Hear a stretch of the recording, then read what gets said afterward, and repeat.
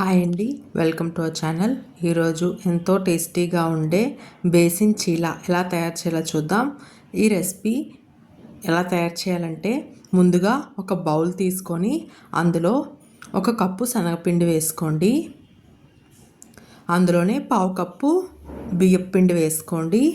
ఇప్పుడు అందులో సన్నగా కట్ చేసుకున్న ఉల్లిపాయ ముక్కలు, సన్నగా కట్ చేసుకున్న పచ్చిమిరపకాయ ముక్కలు, అలాగే చిన్నగా కట్ చేసుకున్న కరివేపాకు, కొద్దిగా కారం, కొంచెం పసుపు, ఉప్పు మీ టేస్ట్కి తగ్గట్టుగా ఉప్పు వేసుకొని అందులోనే జీలకర్ర వేసుకొని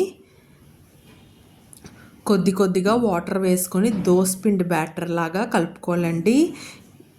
ఈ రెసిపీ చేసుకొని తినడం వల్ల మనకి ప్రోటీన్ అనేది బాగా వస్తుందండి. శనగపిండిలో చాలా ప్రోటీన్ ఉంటుంది. ఇలాగా దోసపిండి కన్సిస్టెన్సీలో కలుపుకొని పక్కన పెట్టుకోండి. ఇప్పుడు స్టవ్ ఆన్ చేసి ప్యాన్ పెట్టుకొని అందులో కొద్దిగా ఆయిల్ వేసుకోండి. ఆయిల్ హీట్ అయిన తర్వాత ముందుగా రెడీ చేసి పెట్టుకున్న శనగపిండి మిశ్రమాన్ని వేసుకొని దోశలాగా సిమ్లో పెట్టుకోండి. ఇప్పుడు దాని మీద మూత పెట్టుకొని బాగా ఉడికిన తర్వాత రెండో వైపు కూడా తిప్పుకొని బాగా కాల్చుకోండి.